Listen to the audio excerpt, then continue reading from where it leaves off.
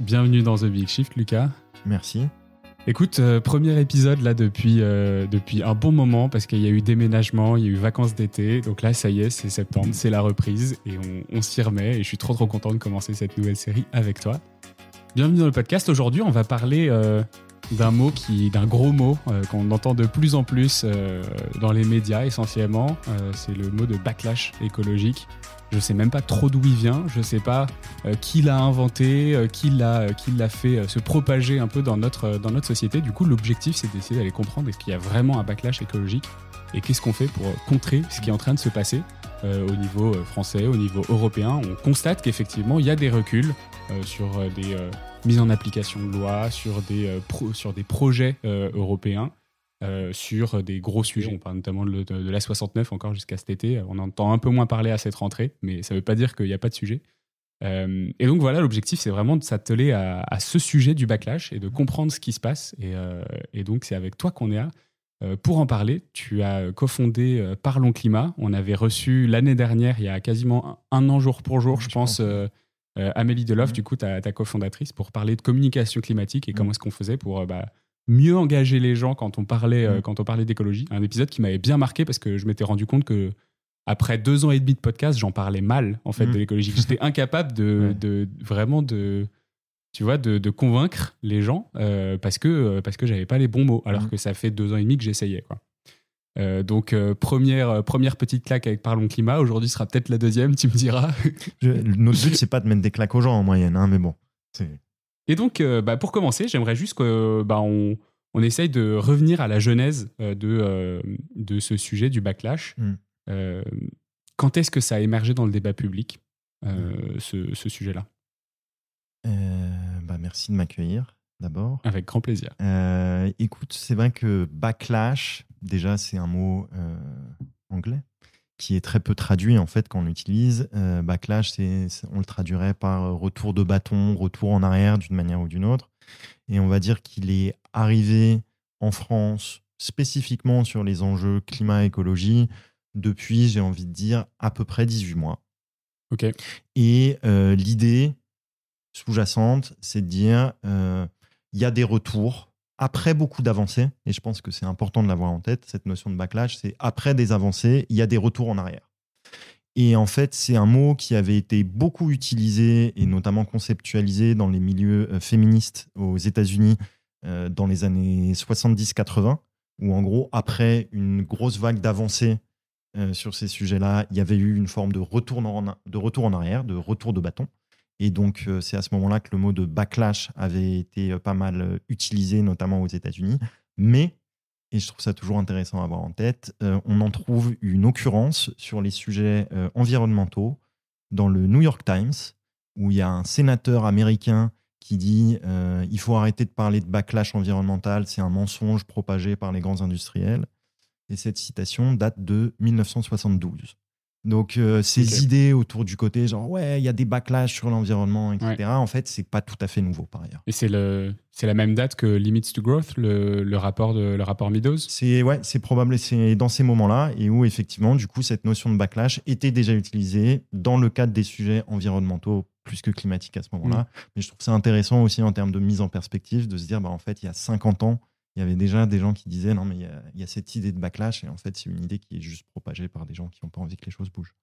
Intéressant. Ça veut probablement dire qu'on est dans un circuit, dans une sorte de modèle qui est en train de se répéter par rapport à ces années-là. Est-ce que tu sais si on avait un peu ce même type d'accélération ? Tu disais que le retour du bâton, il vient après une accélération des sujets.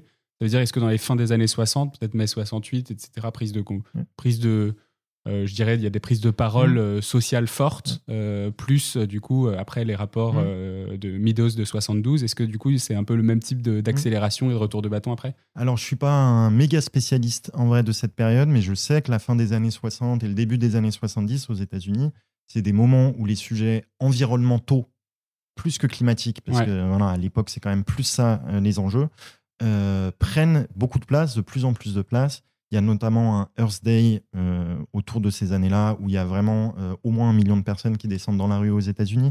Et donc, effectivement, je trouve ça intéressant ce que tu dis. En fait, ces notions de backlash et de retour en arrière, elles ne sont mobilisées, elles ne sont utiles qu'après des phases où, à l'inverse, il y a eu beaucoup de croissance, de mise à l'agenda, de prise de décision politique. Ce qui est, je pense, important pour l'ensemble de notre conversation aujourd'hui aussi. C'est de se dire, selon la manière dont on décrit la situation aujourd'hui, en tout cas, on peut prendre acte que par rapport à il y a 10 ans, on est dans une situation qui est infiniment meilleure sur les enjeux climat et environnement.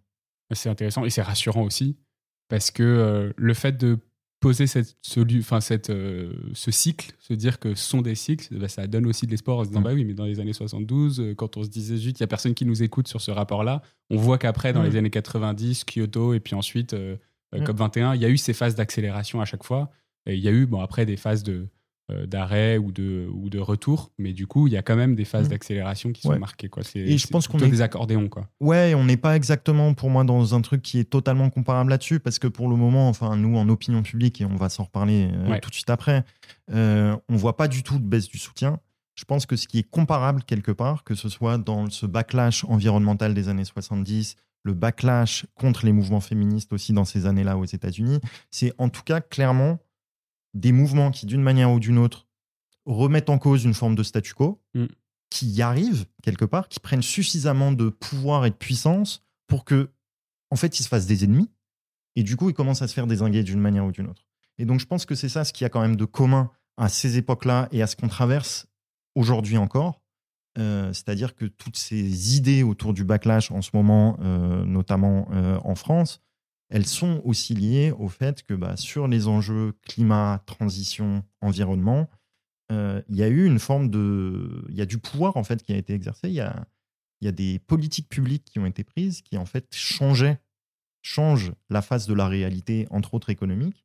Et ça, d'un seul coup, il y a des acteurs qui pendant longtemps se disaient, bon, les écolos, l'environnement, en fait, bon, ok, ils disent ce qu'ils veulent, mais en fait, à la limite, on peut ne pas en avoir grand-chose à faire, et qui là, en fait, se sont rendus compte qu'en fait, non, en fait, la préoccupation était montée dans l'opinion publique, ça avait eu des traductions en termes de politique publique, ça impactait aussi des secteurs économiques, et donc il fallait peut-être se mettre en branle de leur côté, si jamais ils voulaient éviter une totale transformation aussi du système économique. Ok, j'aimerais qu'on revienne du coup sur tout ce qu'on est en train de déjà dévoiler.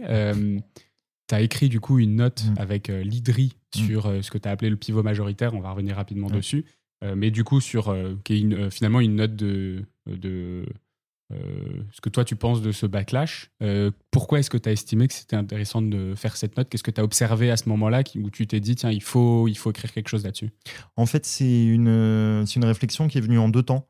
On a eu en fait un premier temps qui était vraiment spécifiquement sur ce sujet de backlash, où nous, en fait, on a commencé à voir effectivement monter beaucoup de conversations médiatiques autour de cette idée de backlash, et en fait qui amalgamait 2 choses, qui disaient en gros, il y a des retours en arrière, on ne peut pas les qualifier différemment, dans les discours et les décisions politiques, et dans les secteurs économiques dans une certaine mesure.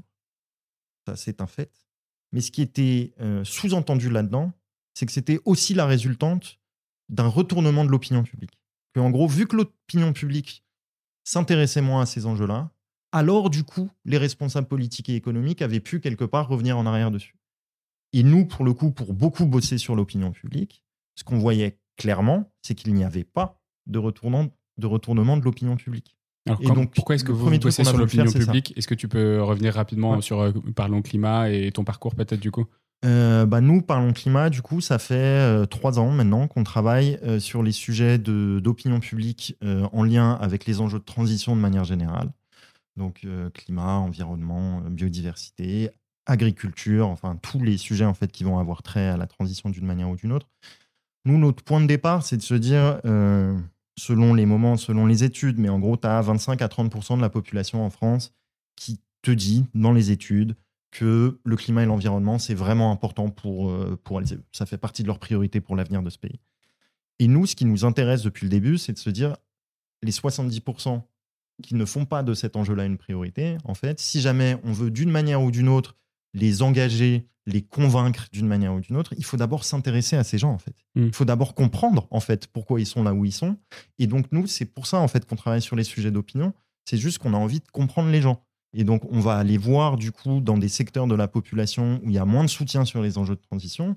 Ça peut aller très loin comme les climato-sceptiques sur lesquels on a bossé. Ça peut aller sur des endroits où c'est en fait un peu plus trouble. On a bossé par exemple sur les publics, sur les agriculteurs, sur lesquels il y a une perception a priori que dans le débat public qu'ils sont vraiment pas très allants sur les sujets de transition. Donc on a voulu creuser ça.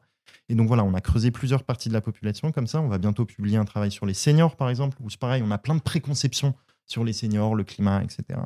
Et donc nous, ce qu'on fait, c'est qu'on creuse d'abord le rapport spécifique de ces personnes aux enjeux climatiques et environnementaux pour ensuite se dire comment est-ce qu'on pourrait les adresser de la meilleure manière pour, on va dire, les engager, les convaincre, qui trouvent en tout cas que ce sujet a son importance, encore une fois, en respectant qui ils sont et l'endroit d'où ils parlent dans la société. Et ça, c'est super important. Et ça, c'était du coup le thème de l'épisode avec Amélie Deloffre, où on segmentait la population en se disant comment est-ce que ces différents segments de population, en fonction de leurs croyances, de leurs valeurs, et de là où ils se situent, donc de leur âge, de leur position géographique, etc., comment est-ce que ces gens-là, on peut leur parler mieux. Et si tu veux, pour revenir là-dessus, et je pense que c'est un point qui est super important, nous, dans notre approche, c'est qu'on remet toujours les sujets climat et environnement en contexte. Ouais. C'est ce qu'on se disait un peu là juste avant. Mais si tu veux, ta vision du monde, la manière, même, j'ai envie de dire, la manière dont tu conçois ta place dans la société, ton travail, la manière, même tes opinions politiques, etc., en fait, elles vont venir teinter ton regard sur les sujets climatiques et environnementaux. Et donc, c'est super important aussi de saisir ça et pas seulement de poser la question aux gens. Et du coup, tu penses quoi du climat ? Il faut d'abord leur parler de comment vous voyez la société, c'est quoi qui est important pour vous en ce moment, pourquoi, comment vous voyez l'avenir, c'est quoi la société dont vous rêvez, etc. Parfois, tu as l'impression que tu vas déjà ensuite connaître les réponses en vrai, non ? Alors, parfois oui, mais la bonne nouvelle, c'est qu'on est toujours surpris, en fait, et parce que les gens sont toujours plus complexes et finalement plus fins et toujours plus intéressants, notamment que ce qu'on peut avoir. Et pour revenir sur ce qu'on fait chez Parlons Climat, on fait des études quantitatives, donc des sondages, en gros, super, on va avoir des chiffres. Le principe quand même des études quantitatives, en général, c'est que c'est assez binaire. Ouais. Oui, non. Et en fait, à côté de ça, on fait aussi beaucoup de qualitatifs. Donc, on va faire des entretiens d'1h15, d'1h30 avec des gens. Et là, tu te rends compte que derrière leur oui ou leur non, en fait, il y a beaucoup plus de finesse, il y a beaucoup plus de complexité. Et donc, c'est en vrai extrêmement intéressant. Et les gens sont toujours très surprenants. Alors, je t'ai un peu coupé tout à l'heure parce que du coup, tu me parlais de cette étude et de cette fameuse opinion publique où vous pensez qu'effectivement, il y a une différence entre ce fameux backlash au niveau politique, donc plutôt au niveau des élites et de la direction, si tu veux, des organes économiques et politiques, mais que dans la population, dans l'organe plutôt citoyen, il n'y a pas vraiment ce backlash. Et donc, je voulais faire ce petit point-là par mon climat pour savoir pourquoi est-ce que toi, tu avais cela et pourquoi est-ce que c'était intéressant que toi, tu le dises. Mais voilà, du coup, si tu pouvais revenir un peu là-dessus. Je reviens là-dessus avec plaisir. L'avantage qu'on a sur ces enjeux d'opinion, de climat et d'environnement, c'est qu'en France, on a une organisation qui s'appelle l'ADEME, qui fait depuis maintenant 25 ans, tous les ans, un baromètre qui s'appelle le baromètre des représentations sociales du changement climatique. Il ne pose pas exactement tous les ans les mêmes questions, mais il y en a quand même pas mal sur lesquelles, en fait, il les pose depuis pas mal d'années. Et donc, on peut avoir une vision historique, si ce n'est très longue, au moins sur 5, 10, 15 ans, selon les questions qu'on pose. Et donc, nous, c'est ça ce qu'on a regardé pour se dire, en fait, mais est-ce qu'il y a vraiment un backlash d'une manière ou d'une autre ? Un backlash, en opinion publique, ce serait sur une question de soutien à l'environnement et au climat. Il y aurait eu une chute, en gros, sur les 2-3 dernières années. C'est le sous-entendu, en gros, derrière le backlash. Et il y a 3 grandes questions, nous, qu'on regarde là-dessus. C'est, en gros, est-ce que les gens ils pensent que l'environnement et le climat, c'est important ? Et donc là, l'ADEME pose une question en demandant aux gens de noter de 1 à 10 à quel point ce sujet est important pour eux. Et on voit, en gros, que depuis 15 ans, les gens en moyenne mettent 8 sur 10 et c'est méga stable. Donc, c'est un sujet qui est important et on voit aucune chute sur les dernières années. Ensuite, on regarde du soutien aux politiques publiques. Pour nous, c'est un vrai bon indicateur de ce que les gens sont en soutien des enjeux de transition. C'est ce qu'ils soutiennent, les politiques publiques qui permettent de mettre en place cette transition. Et ça veut dire quoi ? C'est des exemples ? Là, il y en a 5, nous, qu'on regarde pas mal parce qu'ils les ont posés depuis pas mal d'années, qui sont typiquement une obligation de de rénover les logements, les passoires énergétiques, augmenter les ENR en France, taxer davantage l'aviation. Il y en a une sur limiter la vitesse de l'autoroute A110 et il y en a une 5e sur les véhicules polluants. Je crois que c'est peut-être pas limiter l'accès des centres-villes aux véhicules polluants ou taxer davantage les véhicules polluants, mais bon, c'est 5 sujets qui sont quand même relativement structurants sur les enjeux climatiques. Pas tous de la même manière, mais quand même en moyenne. Et nous, ce qu'on fait, ce qu'on aime bien, c'est on moyennise le soutien à ces 5 politiques publiques, parce qu'il y en a une qui, d'une année sur l'autre, peut bouger. Par ailleurs, c'est pas des échantillons énormes, donc on aime bien faire même des moyennes triannuelles quand on bosse sur les données de l'ADEME. Et ce qu'on voit, en gros, c'est que ces 5 politiques publiques, en moyenne, il y a 10 ans, elles étaient soutenues par 60% de la population. Et en 2024, c'est les derniers chiffres de l'ADEME, et elles étaient soutenues en moyenne par les 2 tiers de la population. Donc ça a plutôt augmenté, en fait, depuis le moment où on regarde. Donc c'est un sujet important. Il y a des politiques publiques qui sont plutôt soutenues, et c'est plutôt en augmentation. Et le dernier truc qu'on regarde, c'est en fait, est-ce que c'est un sujet qui est prioritaire ? Parce qu'en fait, il y a plein de trucs dont tu peux te dire que c'est important. Il y a plein de sujets dont tu peux te dire que c'est important. Et l'enjeu, là, c'est plus dire, OK, voilà 10 sujets qui, en vrai, ils sont tous importants. Tu as le pouvoir d'achat, tu as la santé, tu as la culture, tu as les relations internationales, tu as le climat et l'environnement. Et quel est le pourcentage des gens qui mettent dans ces 3 sujets, dans leurs 3 sujets les plus importants, le climat et l'environnement. Donc, c'est plus prioritaire. Donc, tu vois, ça va avec des notions de choix aussi. Et ce qu'on voit sur cet indicateur-là, c'est que grosso modo, dans les années, en gros, 2015, on était à un peu moins de 15% de la population qui mettait le climat et l'environnement dans leurs 3 sujets prioritaires pour l'avenir du pays. Et quand on regarde là, 2022, 23, 24, on est plutôt aux alentours de 28 à 30%. Donc en gros, on a doublé la part de gens. Et clairement, il y a eu un gros pic jusqu'en 2020-2021. Depuis, ça a perdu 3, 4, 5 points, mais ça reste à un niveau qui est à peu près le double de celui qu'il était il y a 10 ans. Et juste pour te donner un point de comparaison que je trouve intéressant, quand tu regardes la moyenne de la population, du coup en France, en 2015, il y avait à peu près 15% de la population qui disait climat-environnement, ça fait partie de mes 3 sujets prioritaires pour la France. Quand on regarde les chiffres de 2024, ce 15%, on le retrouve dans un seul électorat qui est celui du RN. Ouais. Donc, quelque part, les électeurs RN, aujourd'hui, priorisent autant l'enjeu climat et environnement que l'ensemble de la population il y a 10 ans. Ce qui, pour moi, est quand même une manière de montrer un petit peu à quel point il y a eu des pas en avant, quoi. Ouais, c'est hyper intéressant. Parce que, on pourrait effectivement se dire qu'ils sont réfractaires comme on pourrait l'être il y a des dizaines et des dizaines d'années plutôt qu'en 2015. Quoi. Et en 2015, moi, j'ai pas le souvenir de titres de journaux sur le backlash sur le climat et l'écologie. Donc, si tu veux, cette notion de backlash, par ailleurs, elle se comprend vraiment uniquement que tendanciellement. Clairement, en fait, ce qui s'est passé, il y a eu entre 2015 et 2022 en opinion publique une hausse hyper importante des enjeux climat, vraiment assez dingue en vrai. Et depuis, ça ne croît plus. Porté par la COP21 en 2015-2016, porté par plein de bons le boulots manifeste fait par étudiant plein de gens. pour un réveil écologique en 2018, les marches pour le climat, etc. Et, puis, converti en plus en décisions politiques, dans le Green Deal, en la création du SGPE, en l'accord de Paris auparavant, enfin voilà. Donc effectivement, il s'est passé beaucoup de choses. Et donc voilà, donc nous quand on regarde l'importance du sujet en opinion publique, à quel point les gens ils soutiennent les politiques publiques, à quel point ils priorisent le sujet, en fait à aucun endroit on voit un retournement de l'opinion publique. Ok, très intéressant. Mais du coup, ça met un peu l'épisode par terre parce qu'on est en train de dire qu'on est à un seuil, on est en train de dire qu'il y a un pivot à faire. Et toi, tu me dis, en fait, finalement, l'opinion, elle fait que être stable ou augmenter en fonction des tranches de population. Donc, on devrait juste continuer à faire comme ça. Et puis, bon, c'est petit pas, mais ça finirait par y aller, quoi. Alors, effectivement, ce n'est pas le cas.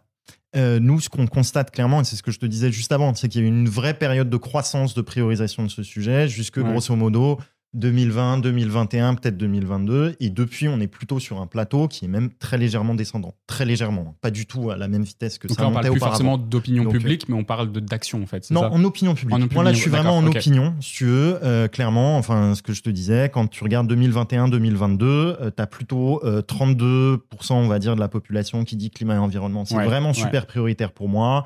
Maintenant, nous, dans nos derniers chiffres, on est plutôt à 27, tu vois. Donc quand même, tu as eu un tassement sur les dernières années. C'est pas du tout, en fait, c'est pas des mouvements dingues, mais tu as quand même un tassement. En tout cas, tu n'as plus de croissance d'une manière ou d'une autre. Et on sait que la croissance, c'est important. On adore la croissance là-dessus. Mais effectivement, nous, on a assez envie de retrouver, on va dire, un allant et de voir que, effectivement, nous, ces indicateurs-là qu'on suit dans l'opinion publique continuent à être plutôt en hausse avec une part toujours plus importante de la population qui dit soutenir et les politiques publiques et dire que c'est un enjeu qui est particulièrement prioritaire pour elles et eux. Et donc, du coup, c'est pour ça que nous, le fait qu'aujourd'hui, on soit sur un plateau, ça doit nous réinterroger sur la manière dont on fait les choses collectivement, en étant au clair que les choses qu'on fait collectivement, elles ont quand même vachement bien marché entre 2015 et 2022, mais qu'aujourd'hui, visiblement, elles ne marchent plus. Ok. Et tu as une raison, du coup, à ce Est-ce que c'est un plafond de verre? Est-ce qu'il y a des raisons pour lesquelles ce qui marchait jusqu'à maintenant ne marche plus maintenant? Qu'est-ce qui a changé?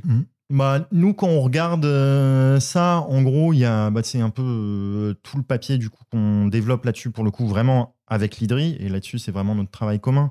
C'est IDDRI, si jamais vous voulez aller voir. IDDRI. Et qui ont plein de travaux super intéressants et dont certains, je pense que je reciterai un peu plus tard. Mais en gros, ce qu'on remarque, nous, c'est que jusqu'à maintenant, pour le dire vite, beaucoup des stratégies de la société civile, notamment, c'était ce qu'on peut appeler des tactiques minoritaires.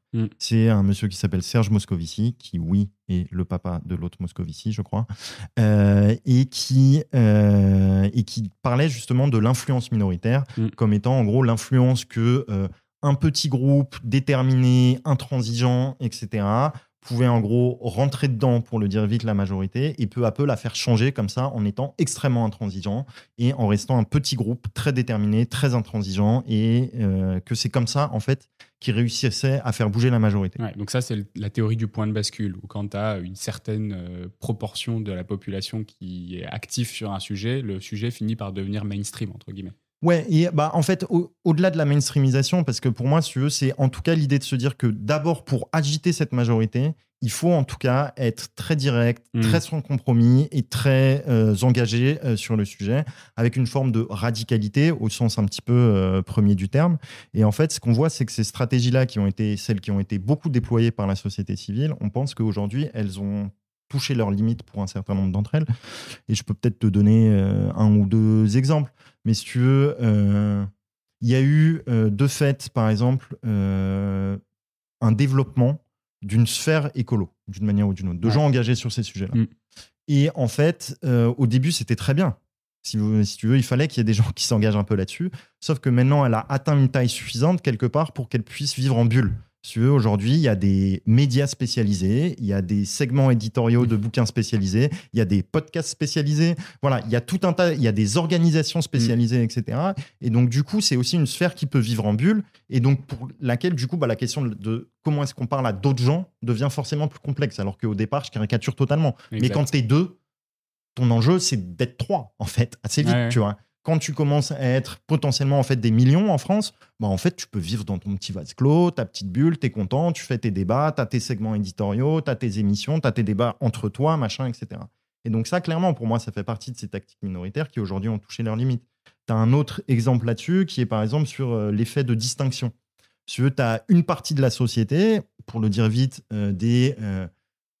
la classe moyenne, à capital culturel élevé, une partie des classes supérieures qui sont emparées des questions écologiques, notamment de deux manières, en accumulant d'une part de la connaissance sur ces sujets et d'autre part en écologisant, avec des guillemets, leur consommation. Et donc ça, au début, c'était très bien. Enfin, ça a permis qu'il y ait une partie de la population qui se saisisse de ces enjeux, qui s'engage dessus via sa consommation, via de l'accumulation de connaissances. Mais ça crée aussi des formes d'effets de distinction. C'est devenu des formes de connaissances et de modes de consommation distinctifs. Et du coup, dans lesquels il y a toute une autre partie de la population, notamment d'autres classes sociales, en fait, qui ne se reconnaissent pas et qui ont envie de se distinguer à leur tour, quelque part, de ce mode de vie et ce mode de connaissance. Et c'est une dynamique sociale qui est absolument normale.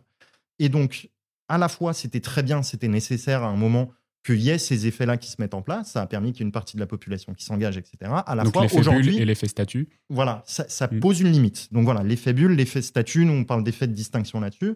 Il y a un effet, par exemple, aussi de polarisation politique dont on pourrait parler, qui est le fait, pour le dire vite, que la gauche et le centre de l'échiquier politique, notamment la gauche dans un premier temps, se sont beaucoup saisis de ces questions-là, les ont beaucoup investis, et donc quelque part, c'est devenu un sujet qui est perçu comme étant plus à gauche, parce que plus investi par la gauche. Et donc, ce qui fait qu'une partie de l'échiquier politique, aujourd'hui, décide de ne pas aller nécessairement sur ces sujets, en ayant peur que ce soit, en gros, un sujet qui appartienne, entre guillemets, à l'autre partie du champ politique.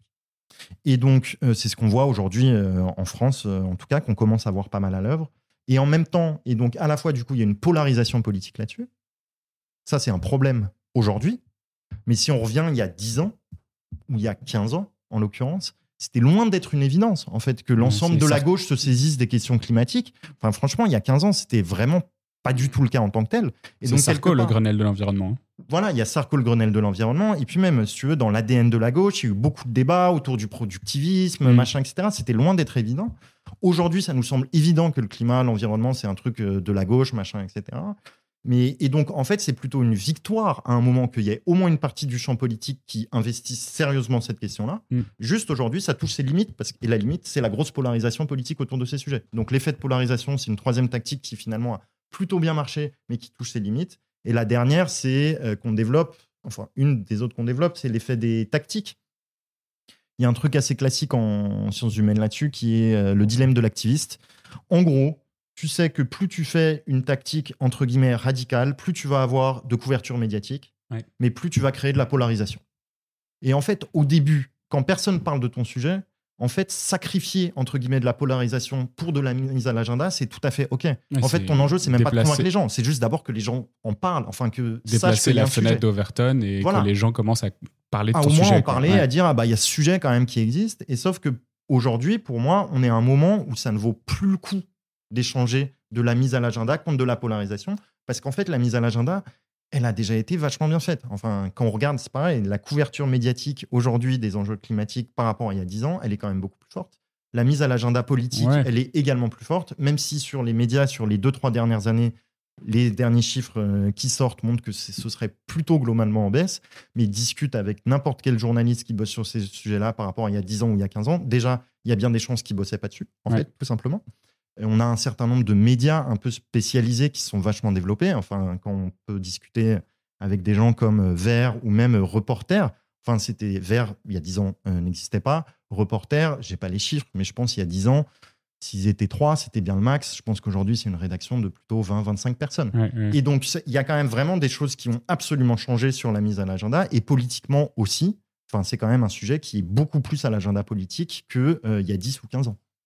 Et donc, j'avoue, moi j'ai l'impression d'avoir les sirènes inverses, mais parce que je suis exactement dans l'effet bulle que tu mentionnes juste avant, où j'ai Quota Climat qui va dire que la mise à l'agenda est pas suffisante parce qu'il n'y a que 3% du temps d'antenne sur les médias mainstream qui concernent le changement climatique ou en tout cas les événements affiliés. Et du coup, j'ai pas forcément cette impression-là, mais peut-être que du coup, justement, je suis trop dans cet effet bulle, quoi. Et je pense que c'est aussi sur combien de temps tu regardes. En fait, si tu veux, et moi, ça, c'est vraiment un de mes points que je trouve extrêmement important aussi.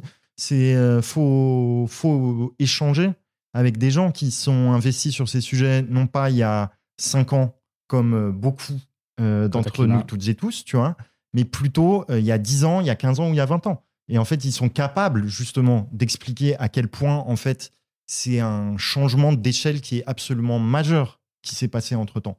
Et oui, on est à un moment où, tendanciellement, on n'est plus sur un sujet qui est en train de se développer, on va dire, dans l'opinion publique et qu'on est dans une petite séquence. On parle d'une séquence depuis 1 an, où les choses sont plutôt, en termes de décision politique, d'aller dans le mauvais sens. Mais en fait, quand tu regardes sur un pas de temps plus large, et je pense qu'on se doit de regarder sur des pas de temps plus larges que 1 an sur nos sujets globalement, en fait, on est plutôt dans une bonne position. C'est assez rassurant en fait ce que tu dis, j'aime bien. Et non, si tu veux dire, ça peut faire du bien moralement à ceux qui nous écoutent aussi. Ouais, mais en fait, le message, c'est pas du tout de se dire it's ok, ça va aller. Pas du tout. Il faut qu'on se remette en cause extrêmement profondément. Mais par contre, c'est super important pour moi qu'on se dise, en fait, on se remet en cause parce que quelque part, il y a tellement de choses, il y a tellement de gens qui se sont mobilisés, qui ont fait des choses tellement extraordinaires pendant 15 ans, qu'en fait, quelque part, le paysage stratégique dans lequel l'on est a totalement évolué. Mais c'est nous qui l'avons transformé, en fait, quelque part. C'est le bon boulot. Et nous, je m'inclus un peu trop facilement là-dedans. C'est eux. C'est de l'action de centaines de milliers d'organisations, de citoyens, de responsables politiques, de scientifiques, de médias, etc., qui, de manière lente. Mais justement, c'était pas vraiment conjoint, mais de fait, il y a eu un mouvement qui est né et qui a fait qu'on est dans une situation aujourd'hui qui est nettement meilleure qu'il y a 10 ou 15 ans. Et donc, il faut s'en féliciter et pour autant se dire que en fait, la manière dont on a fait arriver cette situation meilleure, c'est pas avec la même manière qu'on va réussir à atteindre le palier d'après d'une manière ou d'une autre. Aujourd'hui, donc là, ça, c'est les stratégies minoritaires qui nous ont amenés jusqu'ici, que tu viens de décrire. aujourd'hui, est-ce qu'elles pourraient encore fonctionner à certaines échelles? Est-ce qu'elles sont contre-productives? Comment est-ce que... Moi, je pense qu'il y a quand même un certain nombre de ces stratégies qui sont devenues contre-productives. C'est ce que j'essayais de décrire tout à l'heure, un peu avec ce côté, en fait, tu as un effet de bulle qui se crée autour du fait qu'il y ait de la spécialisation sur ces sujets, ce qui au départ est très bien, mais ça crée un effet de bulle. Tu as un effet sur la politique. En fait, tu essaies au départ de faire prendre le sujet par une partie de l'échiquier politique et c'est très bien, mais du coup, ça crée de la polarisation. Et c'est pareil sur les tactiques radicales. Tu fais de la mise à l'agenda contre de la polarisation, mais du coup, tu te retrouves avec beaucoup de polarisation aujourd'hui. C'est un enjeu. Moi, je pense que il y a sur beaucoup d'enjeux, il faut vraiment, c'est ce qu'on appelle, nous, de nos voeux, faire un pivot majoritaire. Et donc, on pourra aller un peu plus là-dessus sur ce que ça veut dire. Dedans, mais il y a certaines tactiques qui peuvent, je pense, garder leur pertinence à certains niveaux. Je pense, par exemple, je vais donner un exemple dont on peut débattre longuement de jusqu'où est-ce qu'il faut que ça aille ou pas, mais sur les méga-bassines, sujet qui n'était pas à l'agenda du tout. Je veux dire, il y a 3 ans, pour le dire vite, déjà, même le mot méga-bassine, personne n'en avait entendu parler. Et on peut en tout cas constater qu'il y a eu un succès, en tout cas en termes de mise à l'agenda là-dessus. Par contre, ça s'est fait, encore une fois, au prix d'une polarisation politique et tout ça étant pris dans un contexte de polarisation plus large dans les questions écologiques. Mais ce que je veux dire, c'est que parfois, pour faire apparaître certaines questions spécifiques à l'agenda qui n'y sont pas du tout, peut-être qu'il y a encore une obligation de faire des formes de stratégies qui vont aller vers de la polarisation. Mais je pense que c'est dans des cas extrêmement spécifiques et précis et pas dans le cas général, on va dire, sur les sujets de transition. Intéressant. J'ai l'impression que c'est aussi peut-être lié à la façon dont le message est délivré. Alors, on va en reparler un peu après, mais typiquement, deep sea mining avec donc le forage en mer. On en avait fait un épisode avec Anne-Sophie Roux l'été dernier, cet été, que vous pouvez aller écouter, qui est génial. C'est des sujets qui ont été mis en valeur par justement de l'influence sur les réseaux sociaux, des Camille Etienne, des Anne-Sophie Roux, des Anne-Sophie Novelle, des Claire Douvian. Donc en fait, est-ce que c'est vraiment juste certains médias qui doivent se cantonner à un rôle? Donc par exemple, des influenceurs qui sont déjà dans un effet bulle, que tu le disais tout à l'heure, on peut être jusqu'à 1 million, 2 millions dans sa propre bulle et tout va bien. Et en fait, Camille Etienne qui touche des millions, elle est quand même encore dans cette bulle. Est-ce que du coup, elle, ça peut être son rôle d'avoir encore cette action minoritaire, entre guillemets, de mettre à l'agenda, même si elle commence à le faire avec d'autres pays, avec la Norvège, avec les Pays-Bas, il commence à y avoir une coalition d'influenceurs sur ces sujets. Ou est-ce que du coup, tout le monde doit changer aussi de façon de faire? Moi, je pense que c'est pas forcément... en fait, nous, il y a 2 manières qu'on a un petit peu de penser ces choses-là. Il y a se dire qu'il y a des questions, effectivement, de rôle quelque part et d'émetteurs quelque part, en gros, des gens qui sont des messagers crédible pour certaines parties de la population. Si tu veux, c'est pas pareil. Tu peux pas parler exactement aux mêmes gens dans la population. Pour te donner un exemple, de citer Camille Etienne et citer l'Église catholique, par exemple. Et donc, du coup, il faut aussi que chacune et chacun essaie d'être conscient des audiences auxquelles on essaie de s'adresser et qu'il y a une partie de ces messagers qui n'ont pas forcément vocation en fait, à aller parler à des audiences qui sont moins engagées ou moins convaincues, et c'est OK. Par contre, là où tout ça doit être un peu équilibré, c'est avoir quand même en tête que polariser, avec des grands guillemets, toute une partie de la population qui n'est pas engagé aujourd'hui, en fait, ça rend plus difficile le travail des gens qui cherchent aujourd'hui à engager les personnes peu engagées. Donc, si tu veux, même si toi, tu n'es pas en train de parler à des personnes qui sont peu engagées, si jamais, de par ton discours qui peut être mis en valeur à droite, à gauche, machin, etc., en fait, tu fais directement ou indirectement augmenter la polarisation et donc que les gens peu engagés se disent en fait ces gens sont des dingues, tu vois, et tu rends plus difficile le travail de gens qui eux auraient envie d'engager un peu plus ces gens qui aujourd'hui le sont peu. Et donc c'est là où tu as un peu oui, chacun son audience dans une certaine mesure et pourquoi pas, c'est OK. Simplement, il faut être clair aussi sur les effets de bord que tu peux avoir sur le fait que notamment, enfin très clairement, des gens qui sont plutôt opposés aux enjeux de transition reprennent un morceau de ce que tu dis à un endroit, machin, etc., pour exciter, entre guillemets, négativement une partie de leurs audiences sur le côté, pour le dire vite, regardez ces écolos, c'est tous des dingues. Ouais, c'est intéressant et en même temps, J'ai l'impression que c'est très difficile à faire. Moi, je travaille avec une revue qui fait un travail mais absolument génial qui s'appelle Futurible. Je les aide à produire leur podcast où ils font de la prospective très nuancée. Donc ça veut dire avec à chaque fois à quoi ça peut ressembler le futur, qu'est-ce que ces décisions peuvent nous amener dans le futur et puis ils débattent de tout ça. Et en fait, cette nuance fait qu'ils existent depuis 1987, ils ont des centaines d'éditions papier qui sont géniales, mais ils s'adressent à une cible qui est assez limitée en soi, quoi. Alors qu'ils font ce travail-là, mais c'est juste que disons que le manque de polarisation, même si je pense que c'est plutôt une vertu, les empêche d'aller plus loin, quoi. Bah, après, il y a effectivement, tu peux aussi te dire que il y a un certain nombre de gens, enfin, nous, on en fait partie, par exemple, chez Parlons Climat, on n'a pas vocation à parler à l'ensemble de la Terre. Tu vois, nous, on est un truc un peu de geek, de gens qui aiment vraiment bien ces sujets-là, opinion publique, climat, environnement, etc. C'est pas grave si demain, on n'a pas des centaines de milliers de gens qui nous lisent ou qui vont sur notre site. C'est tout à fait OK. En fait, nous, on cherche à parler, je te dis n'importe quoi, mais à 5000 personnes, en gros, en France. Et parce que c'est elles et eux qui sont intéressés par le genre de taf qu'on fait, qui en vrai est quand même bien niche, tu vois.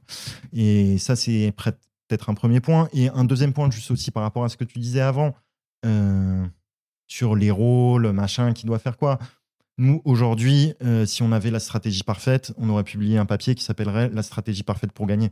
On a publié un truc qui s'appelle la théorie du pivot majoritaire, où on dit on a quelques intuitions et quelques idées, on aimerait bien les mettre en débat. Donc non, mais je trouve ça important. Et puis d'autant que on est quand même on parle de changement social, on parle de sciences humaines d'une manière ou d'une autre. Il y a des choses qu'on sait. Il y a aussi beaucoup de choses en fait qu'on ne sait pas ou qu'on ne sait pas précisément.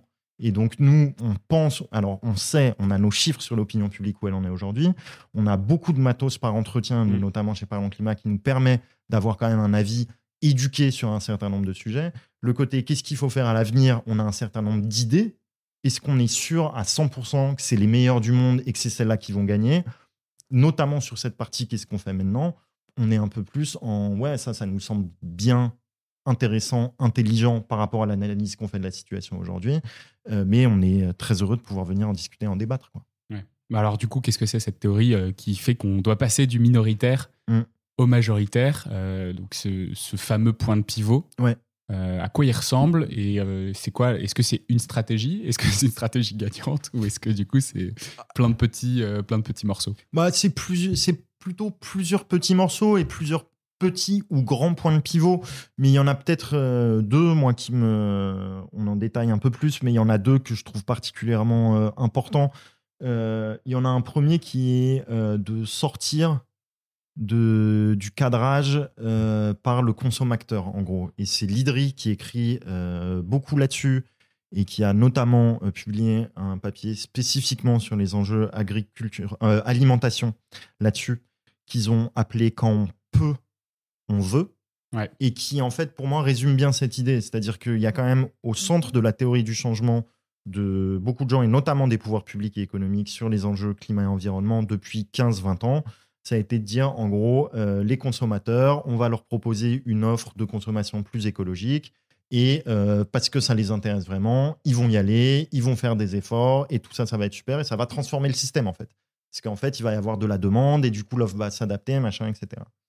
Et donc, ça a fait que y a eu ce cadrage par le consommateur, beaucoup un cadrage, du coup, aussi par l'individuel, genre faites des trucs, faites des efforts, consommez mieux.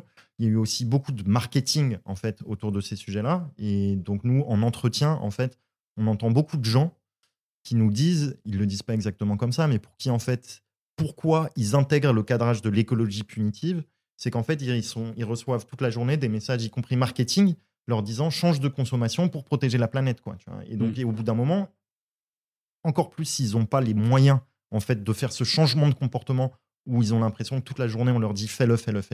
En fait, ils disent « non, stop, là, on pète un câble ». C'est pas parce qu'on veut qu'on peut, c'est parce qu'on peut qu'on veut. Voilà, c'est aussi parce qu'on peut qu'on veut. Et je vais juste donner un exemple assez peut-être simple là-dessus, quoi. Je discutais l'autre jour avec une journaliste qui disait « ouais, mais les gens, ils prennent pas plus les transports en commun, etc. Machin, ça va pas du tout. » Ouais, mais en fait, s'il n'y a pas plus d'offres de transports en commun, pourquoi les gens ils prendraient plus les transports en commun? Les gens, ils veulent pas prendre leur vélo pour aller au travail. Ouais, mais en fait, si pour aller bosser, faut que je prenne une départementale sur laquelle les gens roulent à 90 et qu'en fait, il n'y a pas de piste cyclable protégée. En fait, je ne vais pas prendre mon vélo. Et donc, si tu veux, c'est un peu ce côté, genre, se dire que pour permettre, en fait, des changements de comportement d'une manière ou d'une autre, il faut aussi tout un tas d'infrastructures qui peuvent être très physiques, mais qui peuvent être aussi des représentations. Tu vois, genre le côté, l'avion, par exemple. En fait, je suis désolé, mais tant que tu auras des imaginaires du voyage partout qui te promeuvent l'avion, la plage à pas cher et pas loin, machin, etc., en fait, ce que tu demandes aux gens, c'est d'être des héros. Et en fait, oui, peut-être qu'il y a quelques héros sur cette terre, mais en moyenne, quand tout autour de toi te dit si tu veux passer des bonnes vacances, il faut prendre un avion et aller à Ibiza, et en fait, ça va te coûter pas cher. Mais en fait, c'est impossible le truc. Enfin, c'est extrêmement difficile en tout cas.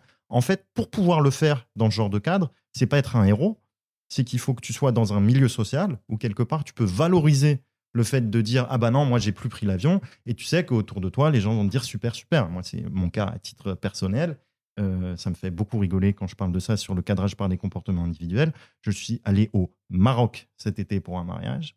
En général, quand je dis ça, je laisse 5 secondes de pause et les gens dans mon entourage me regardent et me disent c'est pas t'as été un mauvais écolo ou pas? Et donc je finis par leur dire et j'y suis allé en train, super, mais parce que je sais que quelque part je peux échanger quelque part ça contre une forme de valorisation sociale dans mon entourage où les gens vont me dire ah c'est bien, t'y allais en train. Mais par ailleurs, ce qui m'intéresse aussi sur cet exemple-là, qui est assez trivial, mais c'est comme le cadrage par le comportement individuel, en fait, il existe y compris dans les milieux engagés. Parce que moi, si j'avais dit et j'y suis allé en avion, t'inquiète pas que beaucoup de gens me seraient tombés dessus. Et d'ailleurs, relativement à juste titre, je peux me permettre d'y aller en train. Mais voilà. Mais donc, le cadrage par les comportements individuels, c'est un vrai truc. Et donc, réussir à passer au collectif là-dessus, c'est extrêmement important. Penser les infrastructures, les environnements cognitifs, culturels, économiques, c'est super central. On pourrait parler de la bouffe aussi là-dessus. Et donc là-dessus, effectivement, on passe de l'individuel au collectif. Mais qui est-ce qui gère ce collectif? Est-ce que quelle est l'échelle de ce collectif? Est-ce que c'est, tu parlais pistes cyclables, est-ce que ça doit faire, en fait, à chaque fois être la nécessité de la région? Je crois que c'est eux qui gèrent ce genre de truc. Est-ce que, ou les municipalités, je ne sais pas d'ailleurs. Est-ce que ça doit être plus haut, plus bas? Ça dépend du projet, je sais pas. En vrai, pour moi, ça peut être un peu à tous les niveaux, mais si tu veux, c'est un peu de se dire dans la panoplie aujourd'hui de ce que ça veut dire de s'engager sur les sujets du climat et de l'environnement. Les call to action, ce qu'on voudrait que les gens fassent d'une manière ou d'une autre, il faut qu'on soit capable de dire ce qu'on voudrait faire, c'est que des gens s'engagent dans un collectif citoyen pour demander une piste cyclable. Des gens s'engagent pour signer une pétition sur un sujet X, Y ou Z. Des gens s'engagent à disant je vais voter pour des partis, des gens en tout cas qui mettent en avant ces sujets-là. Et en tout cas être au clair sur le fait que dans la panoplie, ça, c'est au moins aussi important, voire en fait beaucoup plus important que est-ce que tu vas acheter une bagnole électrique en fait. Et c'est parce que d'autant que le côté est-ce que tu vas acheter une bagnole électrique, c'est un peu ça aussi, c'est que dans la représentation du bon écolo qu'on a aujourd'hui, il y a beaucoup de choses en fait qui nécessitent pas mal de pognon en fait. Et donc, notamment pour des gens qui ont un peu moins de pognon, en fait, du coup, ils ont l'impression qu'eux, ils peuvent pas, ils ont pas le droit d'être écolo, en gros. Si t'as pas le blé pour t'acheter une bagnole électrique, faire la rénovation de ta maison, acheter bio en vrac, etc., en fait, t'as pas le droit d'être un écolo, quoi. Tu vois, moi, j'ai des gens en entretien qui sont par ailleurs assez engagés dans leur mode de vie, qui me disent non, moi, je suis pas écolo, j'ai besoin de ma voiture pour aller bosser. Enfin, c'est à pleurer. Enfin, ça, c'était un épisode avec Théodore Tallant qui me disait, parce que lui, il travaille sur l'acceptabilité de la transition dans les territoires, qui me disait que c'est fou, en fait. Il y a beaucoup de gens qui sont plus écolos qu'une grande majorité, mais qui, du coup, osent pas se revendiquer de ce... Et on va statutairement même, osent pas, plutôt que parce qu'ils rejettent le projet, quoi. Et on va pour moi, on va sur des enjeux de représentation et d'émetteurs aussi qui sont importants pour nous. C'est en gros, quand tu fermes les yeux, c'est quoi ta représentation de quelqu'un qui est engagé sur les questions de climat et d'écologie? Ça, il faut que ça change. Il faut que ce soit diversifié. Il y a plusieurs manières de dire, en fait, il y a 1001 manières et toutes, selon là où tu es dans la société, en fait, peuvent faire sens, dont des manières d'être engagé collectivement d'une manière ou d'une autre et pas seulement dans tes achats, pour le dire un petit peu bêtement. Et de la même manière, et ça va avec cette idée qui est très importante pour nous dans le pivot majoritaire, qui est la diversification des émetteurs. Si tu veux, aujourd'hui, pour le dire vite, il y a sur les gens qui émettent des messages qui parlent de climat, grosso modo. Il y a des Xavier qui font des podcasts. Il y a les Lucas qui font des parlons climat. Et voilà. Et du coup, il y a un enjeu à ce qu'il y ait une diversification beaucoup plus large des émetteurs sur ces sujets. Et quand on dit diversification, c'est deux choses. C'est à la fois des organisations qui vont pouvoir être ancrées dans des réalités sociales et territoriales différentes, diverses et variées. Et on peut penser à églises vertes avec une écologie chrétienne, banlieue climat avec une écologie plus ancrée dans les quartiers populaires. On peut penser au Shift Project dans une certaine mesure avec une écologie d'ingénieurs, la CEC qui est une écologie plutôt ancrée dans les mondes de l'entreprise. Mais on pourrait un peu multiplier ces points de vue. Et en fait, le truc, c'est non seulement se dire que ça permet d'avoir aussi tout simplement des expériences, des vécus sociaux différents qui sont affichés et donc où les gens peuvent se reconnaître dans des gens qui leur ressemblent plus d'une manière ou d'une autre. Ça, c'est un premier point. Mais le deuxième point qui va avec et qui est, en général, ce premier point, tout le monde est d'accord. Genre, ouais, il faut de la diversité, il faut des gens différents qui parlent d'écologie, machin, super, tout le monde est d'accord. Sauf que maintenant, une personne ou une organisation qui est ancrée dans une réalité sociale, économique, géographique, culturelle, religieuse ou autre, différente d'une autre, elle ne va pas parler d'écologie et de climat pareil. Elle ne va pas demander forcément exactement les mêmes choses. Et donc se dire qu'on n'aura pas de diversification des porte-paroles, on va dire, des sujets de climat et écologie, sans une forme aussi de diversification du fond et du regard sur le climat et l'écologie. Et donc, ça veut dire que forcément, ça va multiplier des débats. Il y a des gens qui vont dire, enfin déjà, je pense que dans les gens que j'ai cités, là, il y a entre la CEC, le Shift, banlieue climat, église verte, il y a des gens qui peut-être là, en m'écoutant, vont dire non, mais eux, c'est pas des écolos, c'est pas des vrais écolos. Et ben en fait, ça va nous arriver de plus en plus et ce sera une bonne nouvelle parce que ça voudra dire qu'il y a de plus en plus de secteurs de la société qui s'emparent de cette question.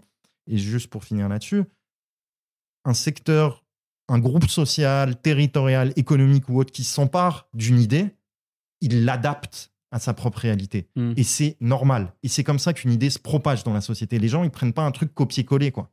Et donc ça, c'est tout à fait normal. Et on a eu par ailleurs plein de super exemples cet été. Et est-ce que ça veut dire que jusqu'à maintenant, on avait une sorte d'idée unique de ce que doit être l'écologie qui devait être propagée quoi qu'il arrive et que si ça te plaît pas, tant pis pour toi? Parce que j'ai l'impression qu'on avait déjà quand même des courants. Alors, et par ailleurs, est-ce que l'écologie se phagocytait elle-même parce que justement ces courants qui ont le droit de coexister, ce que tu dis, il y a plusieurs façons d'être écolo, aujourd'hui n'arrivaient pas à coexister ensemble? En fait, moi, ce qu'on perçoit vachement, en tout cas depuis l'extérieur, quand tu parles à des gens qui sont peu engagés, c'est que tout ça, c'est les mêmes.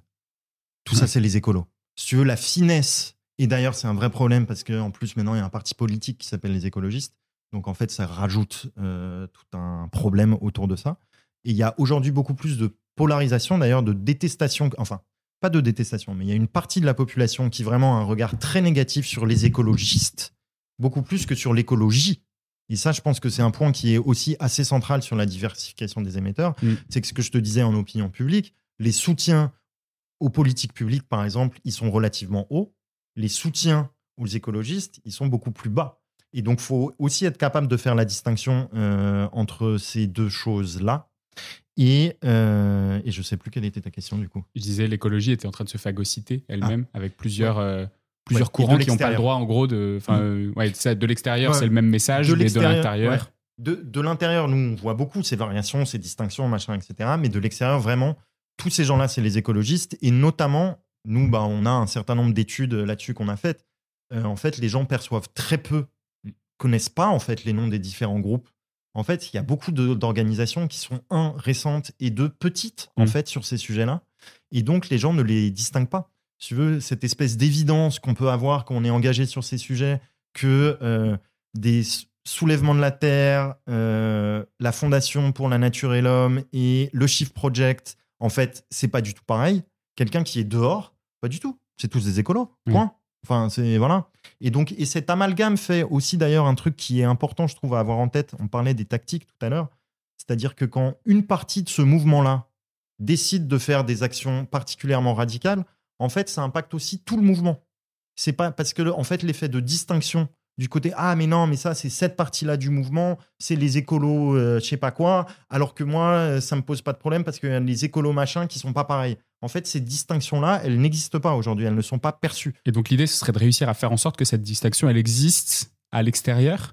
Ouais, elle soit visible. Est-ce qu'aujourd'hui, c'est le cas pour beaucoup d'autres mouvements, le fait d'avoir, j'ai l'impression, tu vois, quelqu'un qui est extérieur à, tu parlais de l'Église, quelqu'un qui est extérieur à l'Église catholique, il se dira c'est un catholique, mais il sait pas qu'il y a plusieurs congrégations, qu'il y a plein de trucs à l'intérieur. Est-ce que du coup, ce serait logique qu'il y ait que les gens sachent faire ces distinctions pour l'écologie spécifiquement plutôt que pour d'autres sujets? Alors, moi, ça me semble important, en tout cas, avec une vraie question par ailleurs de est-ce que c'est pour l'écologie? Nous, aujourd'hui, c'est aussi dans nos questions autour du pivot majoritaire, le fait de mettre toujours ce sujet-là au centre. En fait, on pense que ça devient contre-productif aussi.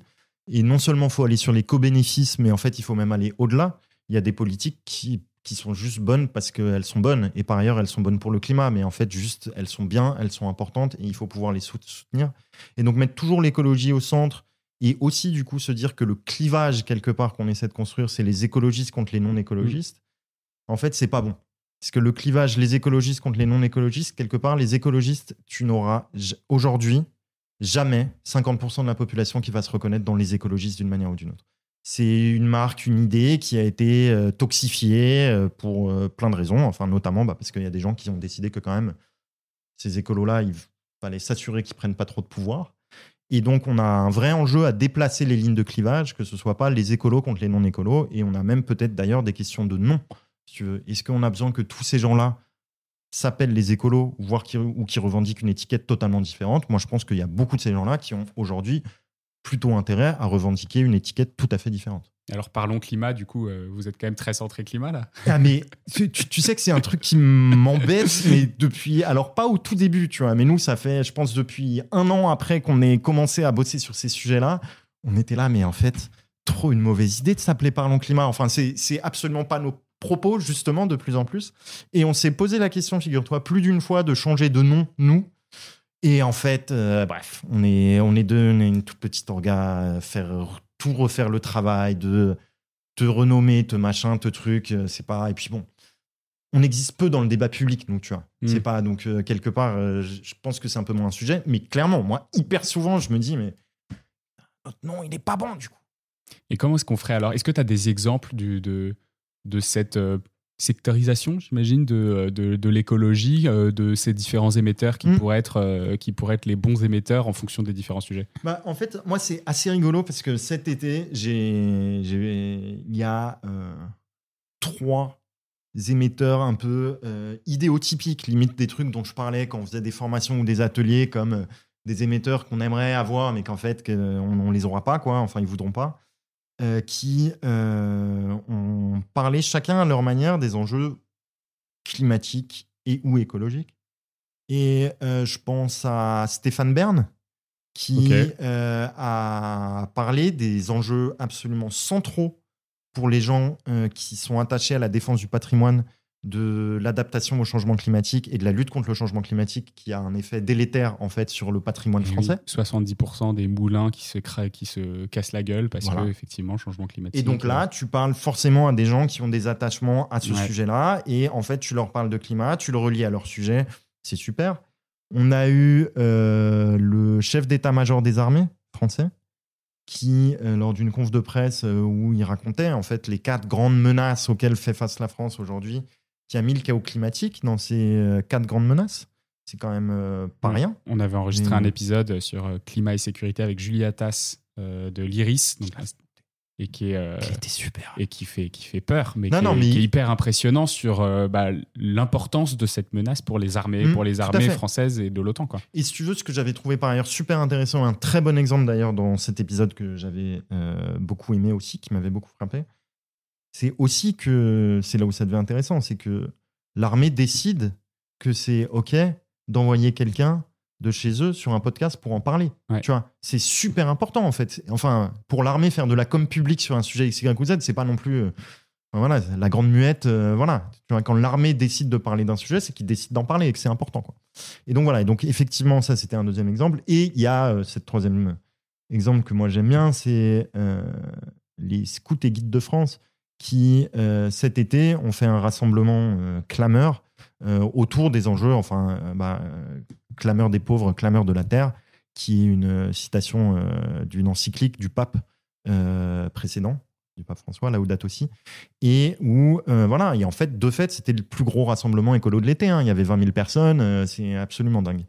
Et donc là, pour moi, c'est trois petits exemples, en fait, qui sont assez intéressants, en tout cas, de comment des émetteurs un peu différents peuvent aborder ce sujet et en parler, a priori, à des audiences qui, pour certaines, n'ont pas forcément l'habitude d'en entendre parler, mais des gens, en tout cas, pour lesquels c'est des gens qui sont crédibles. Ouais. Tu vois, t'es dans l'institution militaire, en fait, ton chef d'état-major des armées, c'est un messager crédible quand même. Tu vois, c'est quelqu'un dont tu dis que tu respectes sa parole.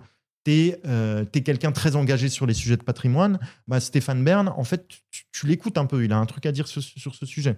Et c'est pareil, les scouts et guides de France, quand tu es engagé dans le mouvement du scoutisme, qui est quand même un très gros truc en France, et forcément, quand les scouts et guides de France décident d'organiser tout un événement sur ces sujets-là, aussi, non seulement tu les écoutes, mais en plus, en l'occurrence, ils ont fait un événement avec 20 000 personnes pendant plusieurs journées. Donc, ça fait non seulement du message, mais ça fait de la pratique. Ouais, et c'est hyper intéressant. On arrive à l'heure d'enregistrement, donc je pense qu'on va conclure avec ça. J'aimerais que tu me sortes ta boule de cristal. Donc on a eu une phase de forte croissance, on disait 2015-2022, et puis là on arrive sur un palier. C'est quoi ta projection du coup sur les prochaines années, si on met en place du coup ce fameux pivot majoritaire, ou même si tu vois si on considère que les évolutions vont dans le sens qu'elles vont et que qu'est-ce qui va se passer quoi. C'est l'heure Madame Irma. C'est très dur, c'est évidemment très dur ta question. Moi, ce que je crois aujourd'hui assez profondément en opinion, et pour encore une fois faire beaucoup aussi d'entretiens quali, c'est que les questions de climat et d'environnement, elles ont cliqué. En fait, il y a un niveau de préoccupation et de priorisation du sujet qui a monté de plusieurs niveaux, en fait, vraiment de plusieurs crans. Tu vois. Et d'ailleurs, et qui, mine de rien, est entretenu par un écosystème. On parlait un peu de ce côté bulle, entre guillemets. Elle a au moins ce côté positif, que ça fait quand même une partie de la population qui, pour une partie, a y compris changé vraiment sa vie, ses engagements professionnels, etc. Qui, par ailleurs, est assez réflexive. Moi, je trouve qu'en ce moment, il y a quand même pas mal de réflexions. Les gens se posent des questions. Et donc ça, en fait, c'est pas des gens qui, du jour au lendemain, vont dire, en fait, merci, au revoir, adieu, quoi. Et donc, c'est des gens qui sont aussi des émetteurs dans leurs entourages proches, machin, etc. Et donc, je ne crois pas du tout au fait qu'on retournera là où on était il y a 10 ans. Et il y a par ailleurs plein de petits signaux que moi je trouve assez positifs sur comment dans l'économie aussi, un certain nombre des sujets de climat, d'écologie ont pu s'ancrer. Pour te donner un exemple que moi j'avais trouvé frappant et vraiment intéressant, quand le gouvernement dit on va sucrer ma prime rénov', les premiers gens qui montent au créneau, c'est pas des gens du climat et de l'écologie, c'est la Fédération des artisans du bâtiment en fait. Et dans ces moments-là, tu te rends compte qu'en fait, tu as cliqué un truc qui est quand même particulièrement intéressant, c'est-à-dire que c'est un dispositif qui est plutôt vertueux quand même sur les enjeux climatiques, sur la rénovation en fait du bâti. On sait que c'est quand même une des sources d'émissions importantes, etc. Et qui monte au créneau pour le défendre, c'est le secteur économique. Et donc là, c'est intéressant aussi de voir qu'il y a quelques endroits, en tout cas, où il y a eu des formes d'alignement qui, pour moi, empêchent en tout cas des retours en arrière immenses. Et de la même manière en opinion publique, où je pense qu'on ne retournera pas du tout là où on était il y a 10 ans. Mais il faut bosser, il faut qu'on soit le meilleur. Merci pour cette conclusion, faut bosser. Merci beaucoup d'être passé dans The Big Shift pour la reprise. Si vous êtes encore là avec nous et que vous avez écouté cet épisode jusqu'au bout, faites partie de nos auditeurs préférés. Merci beaucoup. Et surtout, si vous ne l'avez pas encore fait, c'est le moment de vous abonner, c'est le moment de mettre des étoiles, de nous envoyer un petit message avec du love. Envoyez à Xavier Seux sur LinkedIn, sur Instagram, à Lucas Francou à Parlons Climat sur LinkedIn. Vous êtes sur Instagram aussi d'ailleurs, Parlons Climat. Pas trop. Sur LinkedIn. Et nous, on se retrouve très bientôt pour un nouvel épisode. Et je vous dis à plus. Ciao. Merci, ciao. C'est la fin de cet épisode de The Big Shift. J'espère qu'il vous a plu et que vous en avez retiré quelque chose pour votre vie quotidienne. C'est ça le plus important. C'est beaucoup plus simple de parler du sujet sensible de l'environnement quand ses amis ou sa famille sont vraiment informés. Alors partagez le plus possible The Big Shift, ça aidera tout le monde. Et si vous avez des questions, des sujets que vous souhaitez qu'on aborde, des invités que vous voulez entendre, ou tout simplement que vous voulez qu'on discute de cet épisode, envoyez-moi un message sur LinkedIn. The Big Shift est produit par Echoes Studio. Si vous avez un projet audio, contactez-nous sur www.ecause.studio. Merci d'avoir écouté jusqu'au bout. Je vous retrouve très bientôt pour un nouvel épisode.